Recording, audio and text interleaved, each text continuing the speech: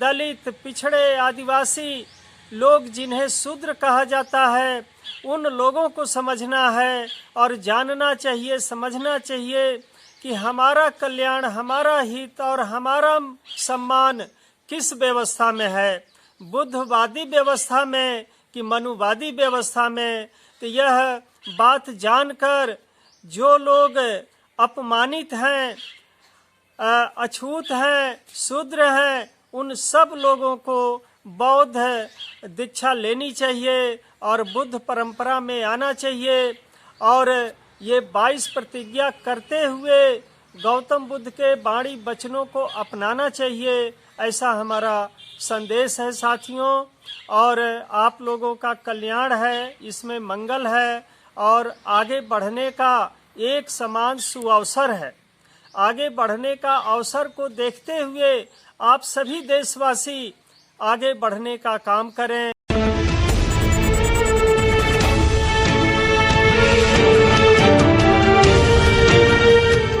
साथियों, मैं आज आप लोगों को कुछ संदेश देना चाहता हूँ। मैं अनागारिक भंते अशोकानंद इस वक्त सम्यक सत्याग्रह कुटी बिहार बिदौली जनपद मिर्ज़ापुर में बैठा हूँ। इस वक्त मैं कदम वृक्ष के नीचे बैठ करके आपको यह संदेश दे रहा हूँ। आप सबको मालूम है कि हमारे संगठन, सामाजिक संगठन आइस बेस एवं सम्यक मूल मोर्चा के द्वारा भूमि अधिकार जन आंदोलन, भूमि अधिकार बैकवर्ड जन आंदोलन किया गया है। इसमें आम जनता, गरीब जनता, जो निर्बल वर्ग के हैं, उनके लिए कुछ हितकारी, कल्याणकारी मांग सरकार के सामने रखी गई है। आज हम यह मांग कर रहे, संदेश दे रहे, लेकिन हमसे भी पहले, बहुत पहले महात्मा ज्योतिराव फूले जी ने, बाबा साहब अम्बेडकर ने, संत कबीर ने, संत रविदास जी ने तथा सर्वप्रथम महामानव तथागत भगवान गौतम बुद्ध यह संदेश दे चुके हैं। आज से 2500 बरस पहले तथागत बुद्ध हमारे इस देश में जन्म लिए थे, कपिलवस्तु में, और अपने जीवन की तमाम गतिविधियां इसी भारत भूमि पर उनकी हुई हैं। उन्होंने अपने प्रचार करते हुए सम्यक संदेश दिया है, जो हम सबके पूरे संसार के लिए कल्याणकारी है, हितकारी है। उन्होंने इस भारत भूमि पर जिस वक्त यहाँ घनघोर जातिवाद और छुआछूत, ऊंच नीच का वातावरण बना हुआ था, उस वक्त यहाँ पर भारत भूमि में उन्होंने सामाजिक समानता, समता मूलक समाज का संदेश दिया।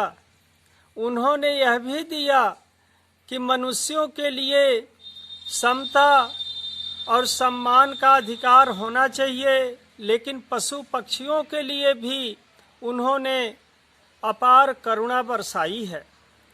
मैं कहना चाहता हूँ साथियों कि हमारे संत गुरुओं, महापुरुषों के वचन वाणी के अनुसार ही आज मैं यह मांग उठाया हूँ कि निर्बल वर्ग के, यानी आदिवासियों, दलितों, पिछड़ों, अल्पसंख्यकों में जो ओबीसी हैं, उन सबको समानता का अधिकार मिलना चाहिए तथा जगह जमीन में कम से कम 5-5 बीघा जमीन खतौनी के साथ प्रत्येक परिवार को दिया जाए, यह मांग हमने किया है।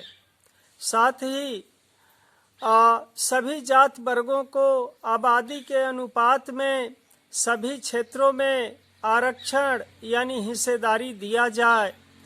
यह भी मांग है। और तीसरी मांग है कि ओबीसी जातियों पर हो रहे अन्याय अत्याचार को रोकने हेतु ओबीसी एक्ट बनाकर पूरे देश में लागू किया जाए, ताकि पिछड़ी जातियों को भी कानूनी सुरक्षा और सम्मान मिल सके। तो साथियों, यह 3 मांगें सामाजिक संगठन आइस बेस के द्वारा भूमि अधिकार बैकवर्ड जन आंदोलन के द्वारा रखा गया है। इसका प्रचार प्रसार कई जिलों में, जनपदों में हुआ है, हो रहा है। हमारा प्रयत्न है आप सभी लोगों को यदि ये अच्छा लगे तो इसको हर जिले में, हर गांव में, हर प्रांत में और हर देश में इस संदेश को पहुंचाया जाए कि जितने भी मनुष्य जन्म लेते हैं उन सबका हक अधिकार इस धरती पर बनता है। सबको जगह जमीन मिलना चाहिए। हमारे देश के कानून में, संविधान में भी ये बात लिखा हुआ है। लेकिन साथियों, मैं कहना चाहूँगा कि ये सारी बातें, समता मूलक समाज की सारी बातें भगवान तथागत गौतम बुद्ध जी ने भी अपने जीवन काल में किया था। इसलिए कुछ मनुवादी लोगों ने गौतम बुद्ध भगवान का घोर विरोध भी किया था, उनका बड़ा विरोध हुआ। लेकिन जिनके पक्ष में उनका संदेश था, अनेकों लोग, लाखों करोड़ों लोगों ने उनका समर्थन किया और उनके अनुयायी बने।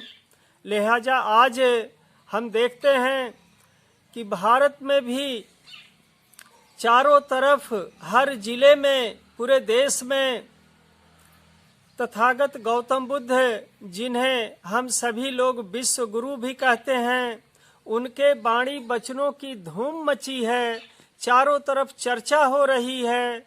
और ये भी आपको बताना चाहता हूँ साथियों कि हमारे देश के संविधान निर्माता बाबा साहब अम्बेडकर ने भी 14 अक्टूबर 1956 को नागपुर में दीक्षा भूमि पर बौद्ध दीक्षा लिया, क्योंकि उन्हें लगा कि बौद्ध संस्कृति में हम सबका कल्याण है, हम सबका सम्मान है और समता मूलक अधिकार है।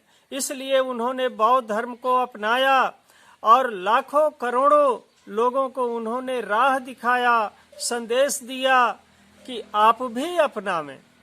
इसी कारण उन्होंने, कहे कि वो भारत के लोगों को, ढीले ढाले लोगों को जानते थे कि आज ये दीक्षा भी ले लेंगे और कल फिर अपने घर में पुराने अनावश्यक अंधविश्वासी रीति रिवाजों में भी पड़े रहेंगे। इसलिए उन्होंने 22 प्रतिज्ञा वहीं पर स्वयं भी किया और उपस्थित जनता से भी उन्होंने 22 प्रतिज्ञा कराया था। उन्हीं 22 प्रतिज्ञाओं का आज पूरे भारत में चारों तरफ धूम मची है। दिल्ली में भी हमने सुना कि दिल्ली के एक मंत्री राजेंद्र पाल गौतम जी ने बौद्ध दीक्षा लेते हुए 22 प्रतिज्ञा किया और उनके साथ हजारों पब्लिक ने इसे दोहराया। इस पर कुछ मनुवादी लोगों को भारी एतराज हुआ, कहे कि मनुवाद में सबको एक बराबर हक अधिकार नहीं है, वहाँ समता मूलक समाज और व्यवस्था नहीं है। तो जिनकी वहाँ पर श्रेष्ठता है, जिनके हाथ में हक अधिकार, जगह जमीन है, वो लोग बुद्ध के संस्कृति का और बौद्ध दीक्षा का, 22 प्रतिज्ञा का घोर विरोध करते हैं।